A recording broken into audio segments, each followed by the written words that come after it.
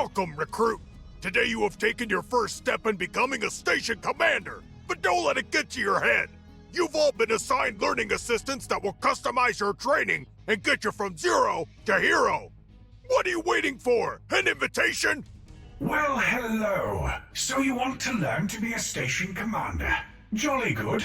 I will be your holographic assistant in Simulated Interactive Learning, or HASL for short. In this brief 3,750-hour guide, I have assembled for you, personally, all the do's, don'ts, maybes, maybe nots, and a full breakdown of the entire universe, itemized by species and their typical daily routines. 3,750 hours? I think we can probably skip the universe breakdown stuff. Right. Another one of those learn-on-the-job types, are we?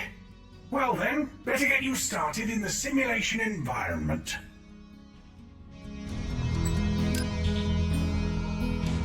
Since you seem to be impatient and want to get stuck in with minimal mucking about, let's introduce you to your money and material reserves first. Here you can see your stockpiles of riches and resources. While these levels look healthy now, you won't always be flush enough to buy a small moon. You'll need to monitor your income and expenses.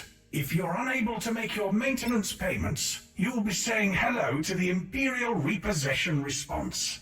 Put simply, say goodbye to some of your beloved buildings. Now, it can get quite tricky keeping track of time passing while in space.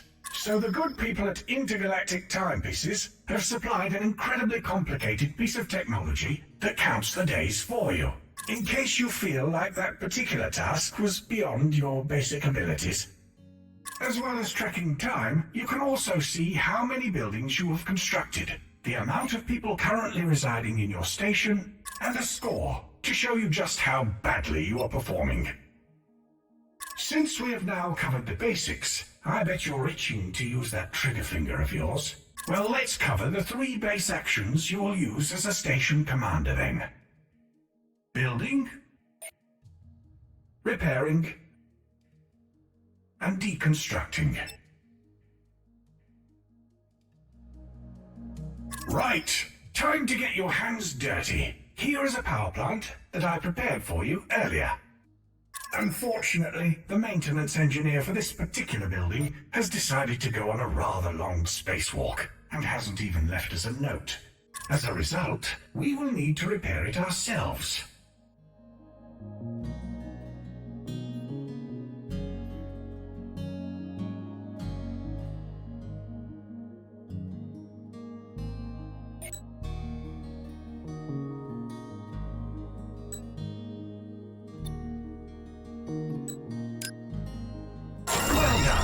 In this case, I don't like where it's placed, so let's deconstruct it.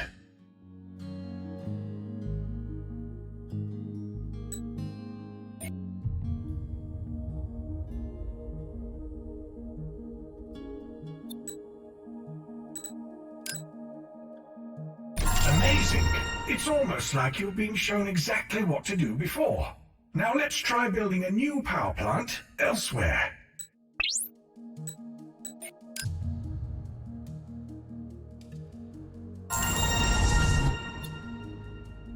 Brilliant!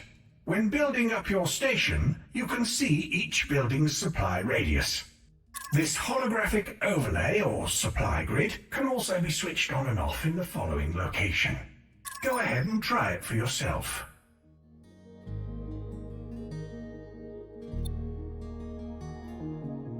Currently, only the power and evacuation radii will be visible. As you build more buildings, more radii will show up. Humans in general are forgetful creatures, so over on the left you will see a list of active objectives. Each one will show the state of that objective, and how close you are to completing it. Try taking a look at the last objective now. I would have awarded you a higher score, but because it's a Tuesday, I've decided to halve all recruits' results. Luckily for you, that still works out to be a solid pass. Proceed on to the next simulation.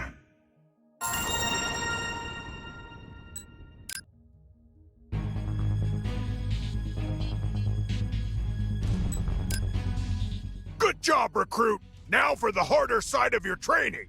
This stuff will make or break you as a commander, so listen up and pay attention! Good to see you're back.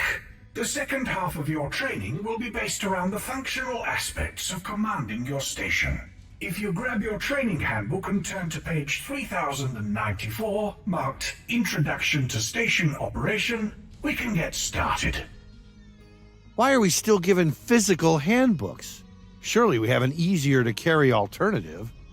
Ah yes, I'm glad you asked. The operations manual, made up of a mere 9,855 pages, can also double as a weapon if you're ever boarded by an alien species with a weakness to paper and/or heavy reading. Right. The lifting of this tome can also be used as a workout routine, or it can be fashioned into an effective device used to plug holes in walls of your station. Due to its versatility, every trainee station commander is required to carry one of these books on their person at all times. Ugh, no need for that gym membership then. Quite. Let's get you loaded back into the simulation environment.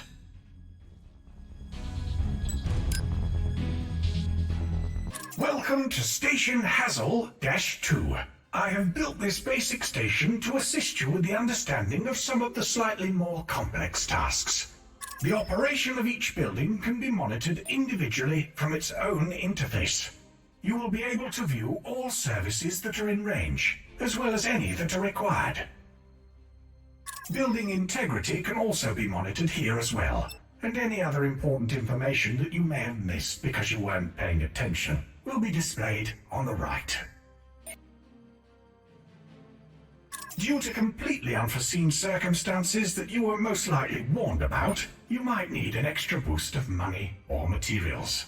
Checking your station's security scan status will inform you if there are any additional situations that need to be handled. For every situation resolved, the Empire will supply a token gesture of resources to add to your stockpiles. Each situation has two very distinct choices available to you once you locate them: rescue or airlock.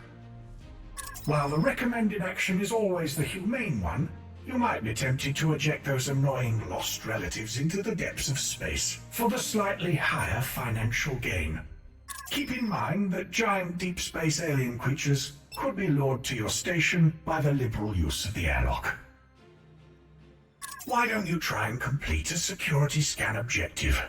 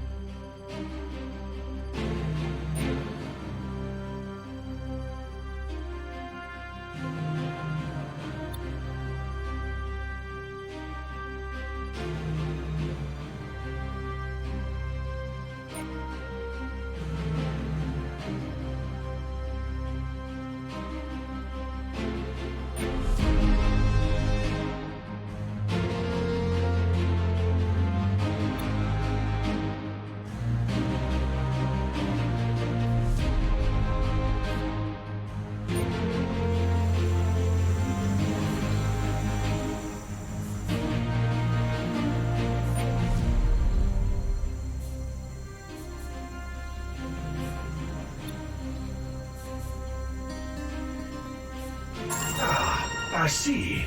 Your moral compass is clearly pointing directly at the fiery depths of hell. Good to know. If you decide that you aren't a completely sadistic monster and you wish to protect the inhabitants of your thriving station, then the use of the evacuation system is absolutely necessary. One of the very real dangers encountered periodically are radiation bursts emitted from nearby space phenomena. These bursts are deadly to your population, and the best course of action is to panic and hit the emergency evacuation button for port or trade buildings. These structures feature reinforced protection against the harmful effects of radiation and have the capacity to temporarily offer refuge to inhabitants within their evacuation radius. What a coincidence! There's a radiation burst heading right towards the station. Go ahead and evacuate as many people as you can.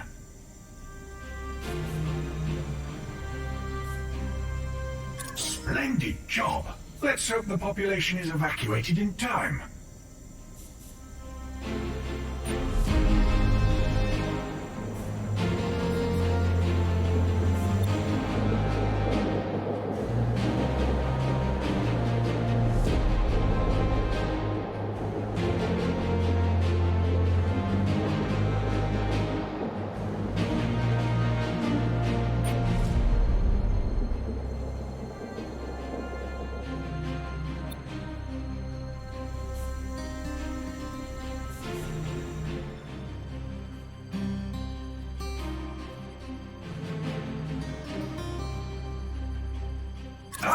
It appears you lost a resident. Lucky for you, this is just a simulation. You will normally get around 1 stellar day's worth of warning before a radiation burst. This should be enough time to prevent the barbecuing of your entire station's inhabitants. Now that we have covered that eventuality, we should probably cover alternative methods of financial acquisition. As well as, or instead of, relying on your inhabitants to pay taxes, you can also trade with other species and their civilizations. Building a trade hub will allow alien races to offer contracts to exchange money, materials, or skilled personnel. You may only have one contract signed for each trade hub constructed, and some contracts are more lucrative than others, so choose wisely. Let's construct one of these trade hubs now. Ah, yes. Now open the trade interface and select the best trade agreement available.